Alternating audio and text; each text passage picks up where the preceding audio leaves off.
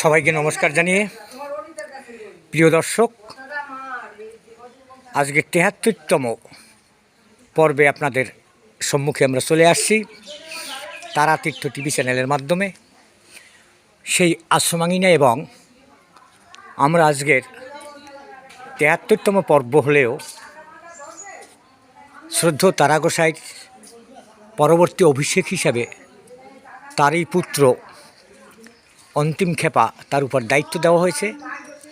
আমরা আজকের তার কাছ থেকে জেনে নেব তার ছোটোবেলার কাহিনী এবং তার পিতামাতার যে তিনি কিভাবে তার জীবনের এই অধ্যায়টায় চলে আসছেন সেই নিয়ে শ্রদ্ধেয় তারা গোসাইয়ের পুত্র অন্তিম খেপার কাছ থেকে আমরা জেনে নেব। এবং তার আগে আপনারা দেখতে পাচ্ছেন সেই আশ্রম, যা প্রতিনিয়ত আমার প্রত্যেকটা ভিডিওতে থাকে এবং সেই আশ্রমের, এবং আমরা ধীরে ধীরে যাচ্ছি, হয়তোবা পূজার সময় হয়ে আসছে। শ্রদ্ধেয় তারা গোসাই সহধর্মিণী রয়েছেন, তিনিও মন্দিরে প্রবেশ করছেন এবং আমরা সেই তারা মায়ের প্রতিমূর্তির, যেটা আমরা প্রতি ভিডিওতে এবং প্রতিটি পর্বে আমরা তুলে ধরি, তো সবার আগে যে যেখানেই থাকুন না কেন তারা মায়ের মূর্তি আপনারা দেখতে পাচ্ছেন। এবং আমাদের সেই তারা গোসাইয়ের সহধর্মিণী তিনি পূজায় ব্যস্ত রয়েছেন, তার নিত্য নৈমিত্তিক কর্ম তিনি কিন্তু করে যাচ্ছেন। এবং আজও দাঁড়িয়ে তার স্বামীর যে কর্মগুলো তিনি এবং লক্ষ্য রেখে তারা মায়ের প্রতি আস্থা ও বিশ্বাস রেখে তার স্বামীর চলার যে পথ, সেটা কিন্তু তিনি সুগম করছেন।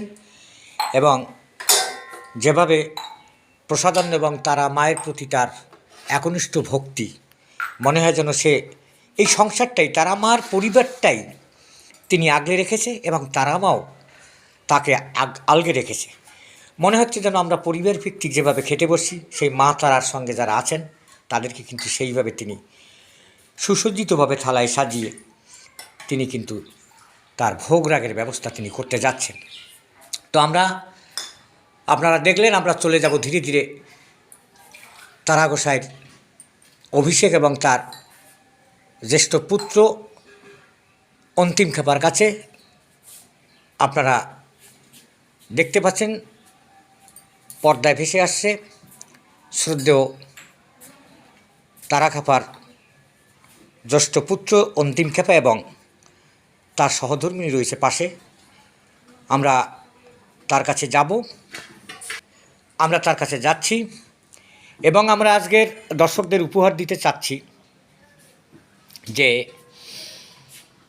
আমরা শ্রদ্ধেয় অন্তিম খেপার কাছে যাচ্ছি এবং শ্রদ্ধেয় অন্তিম খেপার কাছে আমরা যেটা দর্শকরা জানতে চেয়েছে যে আপনার বাবা তারা মার নামে তিনি ঘুরতেন, তারা মার নামে তিনি আশ্রম করেছেন এবং আপনারাও সেই পথ অনুসরণ করে আপনারা চলছেন। তো ছোটোবেলার থেকে আপনার বাবার সঙ্গে চলার বা আপনার বাবার সম্পর্কে একটু আলোচনা করবেন। সেই সঙ্গে আপনি কতটুকু আপনার বাবাকে সেই ছোটোবেলার থেকে তার কাজকর্মের প্রতি আপনাদের ভাবধারাটা ছিল এবং আপনার বাবা কি করতেন, যদি আপনাদের ছোটোবেলায় আপনার জানা সত্ত্বে কিছুটা আপনি তুলে ধরেন, ভক্তরা যেটা আপনার মুখ থেকে শুনতে চায়। আরে আমি কখনো জানতাম না, ছোটোবেলা যখন আমরা ছোটো ছিলাম, তা আমার বাবা যে এরকম তারা মার ভক্ত আমরা কখনো জানতাম না। হঠাৎ বাবা একদিন বাড়ি থেকে চলে গেছে। আমরা সবাই ভাবেছি যে বাবা পাগল হয়ে চলে গেছে। কিছুদিন পরে, অনেক দিন পরে আমার মা খুব কষ্ট দুঃখ করে আমাদের তখন খাওয়া হয়েছে, ভাই অনেক কষ্ট দুঃখ করে আমাদের মানুষ হয়েছে। হঠাৎ একদিন দেখি বাবা আসছে, দেখি সে পুরো উৎপাত। সবাই ভাবছে কি সে পাগল হয়েছে। লাস্টে জানতে পারছি সে পাগল, সত্যি সে একমাত্র মা তারার পাগল।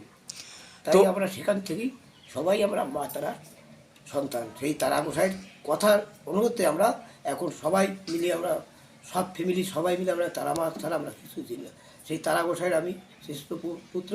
আমি চাচ্ছি যে সেই গোসাইয়ের নামটা এই চিরকাল, এই ধরাধামে তার নামটা ভাসে থাকুক। সেই উপলক্ষে আমি আজ তার বড় সন্তানকে আপনাদের সামনে মুখ খুলে বা দাঁড়াইছি।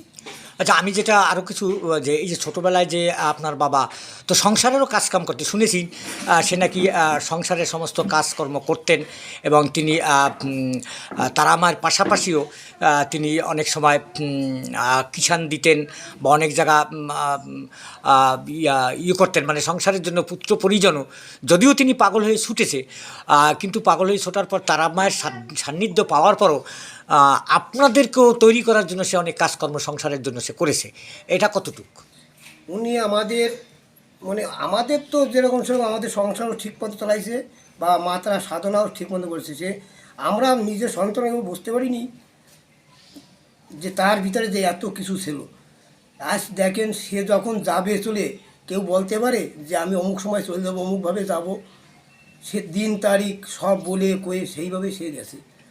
মানুষ যদি হতো তাহলে কেউ বলতে পারতো সে মানুষ না, সে একজন সত্যিকারে তারা আমার সন্তান ছিল, তারা আমার ভক্ত ছিল। প্রিয় দর্শক, আপনারা শুনলেন যে একেবারেই ঠিক তার অন্তিম খেপার মুখ থেকে বললেন যে তিনি মানুষ রূপে থাকলেও তিনি কিন্তু তারা আমার সন্তান। অর্থাৎ যদিও আমরা মানুষ সবাই, কিন্তু মানুষের কর্মের মাধ্যমে কিন্তু তারা অনেক সময় দেব দেবী কিংবা ভগবান পুরুষ কিংবা সাধক পুরুষ তিনি উপাধি পায়। তা শ্রদ্ধেয় তারা গোসাই তার কর্মগুণে তিনি কখন চলে যাবেন, কিভাবে থাকবেন, সেটা কিন্তু তিনি ইঙ্গিত বারবার দিয়ে গেছেন। এ কথাটা একেবারেই ঠিক। তো পরিশেষে যেটা বলবো, অত্যন্ত সুন্দরভাবে তুলে ধরলেন যে আপনার বাবার যে এই যে কর্মগুলো, যেটা আগামী দিনে আপনার মা আপনাকে আশীর্বাদ দিয়েছে এবং আপনি এই আশ্রমকে ত্বরান্বিত করে নিয়ে যাবেন, এই বিষয়ে আপনার মনে কতটা আপনার শক্তি আছে যে হ্যাঁ, আমি এটা আমার মা বাবা যদি থাকে বা তারা মা যদি কৃপা করে আমি এগিয়ে নিতে পারবো, এই বিষয়ে আপনি কতটুকু সচেষ্ট? আমাকে বাবা অনেক দিন থেকেই বলছে যে বাবা, তুই তো আমার বড় সন্তান, আমার তো 3টা সন্তান, তুই ছাড়া এই আমার কাজ বা তার আমার এই দেখাশোনা কেউ করতে পারবে না। তা আমি তোরে সব কিছু শিখেই গেলাম বা শিখাচ্ছি, আর বলে গেলাম তুই এই যত ভক্ত বন্ধু যারা আসবে সকলকে দেখিস, সকলকে ভালোবাসিস। যখন আমার ভক্তরা আসবে তারা যখন যা চায় তখন তাই দিস, আমার কথা বলে তার আমার কথা বলে তাকে সেই কাজেই তাকে সফল হবে। একেবারে সুন্দরভাবে তিনি বললেন। এবং পাশে আমরা দেখছি আপনার সহধর্মিণী রয়েছে। নিশ্চয়ই আপনার এই সহধর্মিণী আপনাকে কতটুকু সহযোগিতা করে? আমাদের যে আমার মা যেরকম আমার বাবাকে করতো ঠিক সেটুকুই করে। প্রিয় দর্শক, এর চেয়ে মনে হয় বড় কিছু আর ঐতিহ্য থাকতে পারে না, যে একেবারেই ঠিক শ্রদ্ধেয় তারা গোসাইকে আলগে রেখেছিল তার সহধর্মিণী, এবং যেটা আমরা বারবার ইতিপূর্বে আমাদের পর্বে দেখেছেন। তো একেবারেই তার উত্তরাধিকার সূত্রে যে কর্মটা আমরা মনে করি, সেটা কিন্তু তারা গোসাই চলে যাওয়ার পর শ্রদ্ধেয় অন্তিম খেপা তিনি বললেন যে আমার মা যেভাবে বাবাকে আলগে রেখেছে এবং যেভাবে সহযোগিতা করেছে, আমার স্ত্রীও ঠিক আমার এই পথে যাওয়ার জন্য কিন্তু প্রেরণা সে জুগিয়ে যাচ্ছে। তা আপনি কি আশাবাদী যে আপনার স্ত্রী আপনাকে সবসময় সহযোগিতা করবে? হ্যাঁ, আমার মা যত সময় বাইসে আছে আমার মা সহযোগিতা আমার সাথে করছে, সঙ্গে আমার ঘরের লোকও করছে। স্ত্রী আমার মা যেভাবে আমার চলায় আমি সেভাবেই চলতেছি, আর আমার মা যতদিন বাইসে থাকবে ততদিন মার কথা মতনই আমি চলবো। আমি এবার অন্তিম খেপার সহধর্মিনীর কাছে যাচ্ছি। বললেন যে আপনি কি আপনার স্বামীর পাশে থেকে তারা মায়ের সেবা শুশ্রূষা সহযোগিতা করে যাবেন? হ্যাঁ, করে যাবে।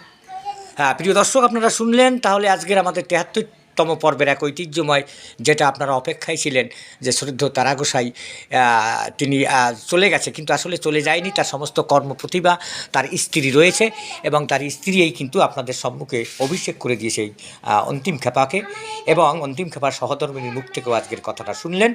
ততক্ষণে আগামী পর্বে আরও নূতন নূতন কাহিনী এবং তার কর্ম প্রতিভা নিয়ে আমরা আপনাদের উপহার দেব। তার আগে এই আশ্রমে আপনারা প্রতি মঙ্গলবার কিংবা শনিবার আপনারা যেভাবে আসতেন সেভাবে আসবেন, এবং তারা গোসাই সহধর্মিণী তিনি রয়েছেন, যিনি এখনও সেই পূজাকর্মে ব্যস্ত রয়েছেন। তো আমি সহধর্মিণীর কাছ থেকে এই ভিডিওর মাধ্যমে জানতে চাই, আপনারা দেখছেন প্রসাদ করছে, ভক্তরা আসবে, ভক্তরা চাচ্ছে যে আপনিও তাদের পাশে থেকে একটু সহযোগিতা করবেন। তো এই বিষয়ে একটু বলুন। আমার এখন এই মায়ের সামনে বলি, আমার আর এই ধরো না, আমার ভক্তেরাই আমার সব। আমার হে যেমন রেখে গেছে ভক্ত কবিতা, আমার ভক্তরা যদি আমার সান্ত্বনা দিয়ে রাখে তো আমি কিছুদিন থাকবো, না আমারও চলে যেতে হবে। হে যাওয়ার সময় বলে গেছে যে একসাথে আয় না, একসাথে যায় না, তোমার জায়গা আমি রেখে গেলাম পাশে, তুমি একটু পরে যাই, তুমি মায়ের সেবা পূজা করো, ভক্তকে সেবা পূজা করো। প্রিয় দর্শক, একেবারে এই সবচেয়ে ঐতিহ্যময় কথা যেটা যে তিনি কিন্তু বলে গেছেন যে আমি চেষ্টা করলে তাকে সঙ্গে নিয়ে যেতে পারতাম, কিন্তু সেটা ঠিক না, অনেক কর্ম বাকি আছে। তার সহধর্মিণীকে বলে গেছে যে একসাথে তো যাওয়া যায় না, তো আরও কিছুদিন তুমি থাকো, এবং তোমার যখন সময় হবে তখন সেটা ঠিক আমি তোমাকে ইঙ্গিত দেবো। ততক্ষণে আমার যা সমস্ত কর্ম আছে সেটা করার জন্যই কিন্তু তিনি বেঁচে আছেন। প্রিয় দর্শক, এর চেয়ে ভালো কিছু হয় না। তো আপনারা ততক্ষণে সঙ্গে থাকবেন, শুনলেন, ততক্ষণে ভালো থাকবেন। যে যেখানেই থাকুন না কেন আমার এই তারা তীর্থ টিভি চ্যানেলটি লাইক করবেন, কমেন্ট করবেন, সাবস্ক্রাইব করবেন। ভালো থাকুন। জয় মা তারা।